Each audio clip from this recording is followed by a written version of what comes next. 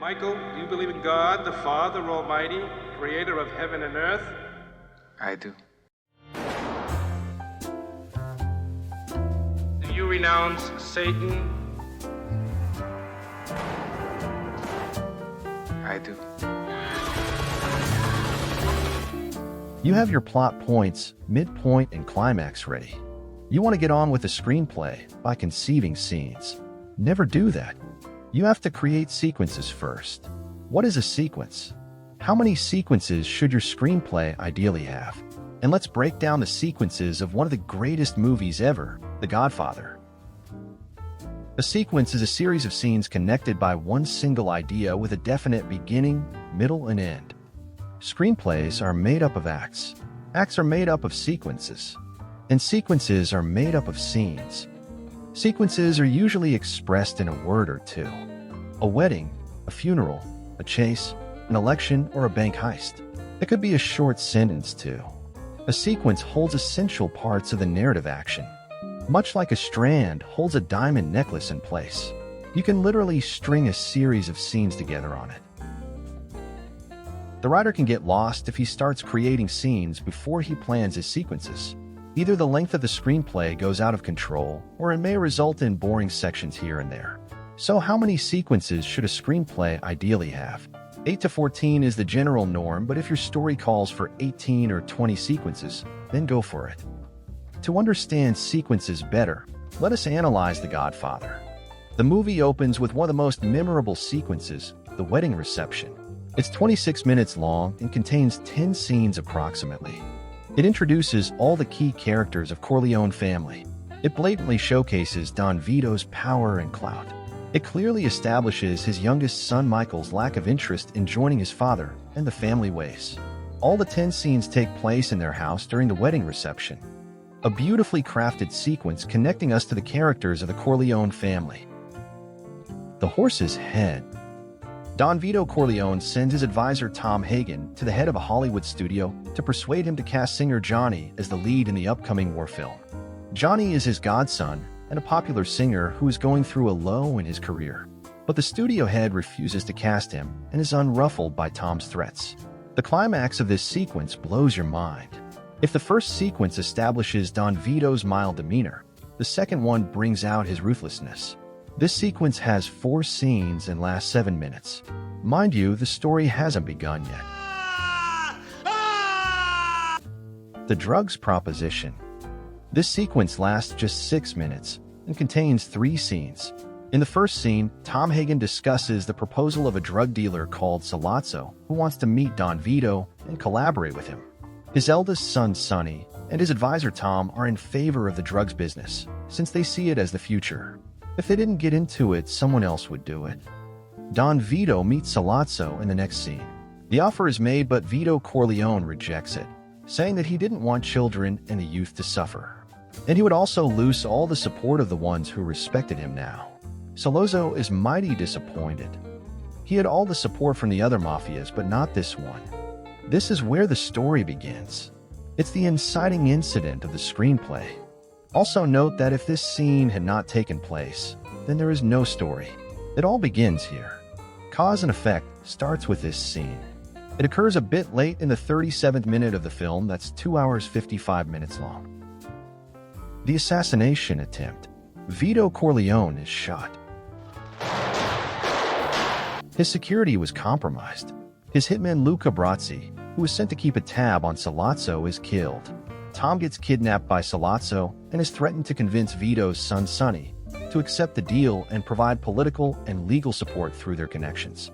Michael rushes back home, and Sonny orders the killing of Vito's bodyguard, who got sold out. An exhilarating sequence which is 18 minutes long with 7 scenes. The Assassination Attempt is the plot point 1 of the film. It takes place in the 44th minute, 7 minutes after the inciting incident. The story takes a complete turn from here on. The rise of Michael Corleone. Almost an hour into the film, Vito's third son Michael, who always stayed away from family business, gets sucked into the action. This is the sequence where we begin to realize that he's the protagonist of the film. The most famous hospital scene occurs in this sequence. This begins to change Michael, maybe forever. He protects his father in the deserted hospital when the cops go away to allow another assassination attempt on the Don. He realizes that his hands are not shaking when he, along with the bakery guy, pretend to hold pistols under their coats when the goons come to murder the Don. Fear is not in his blood. When the cop punches him unjustly at the hospital, we know that Michael is not going to be the same person anymore. This sequence lasts 12 minutes and has 6 scenes. Michael kills Sollozzo. Sollozzo wants to have a meeting with the Corleone family and promises a deal that's too good to refuse. Only this time, he wants to meet Michael and present his proposition. He knows he's the safest person in the Corleone family to meet at this juncture, when the Don is still in the hospital and the tempers are flaring. Michael's entire body language in this sequence changes, assuming authority. He's clear in his thought and firm in his decisions. He's the one who plans the killing of Sollozzo and the cop, and he's the one who chooses to execute the plan. The killing of Sollozzo and the cop is the midpoint of the film and occurs at around 1.5 hour mark. This sequence contains 8 scenes and is 26 minutes long. Michael takes shelter in Sicily. Sonny is in charge now.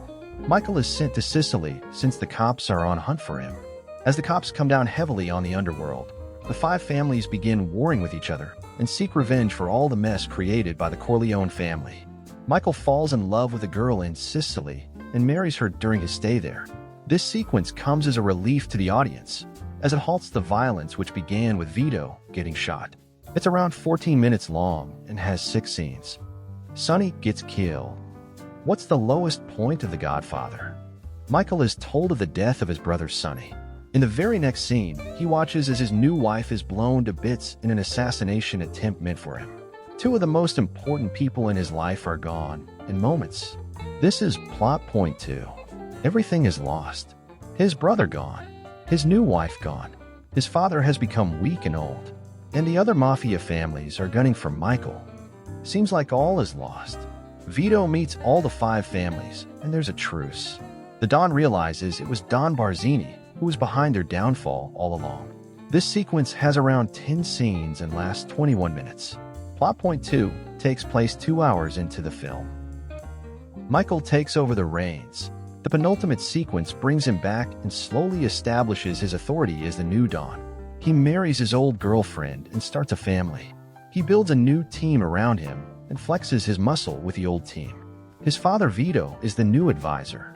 Michael wants to spread the business to the West Coast and tries to buy a casino. Don Vito eventually passes away.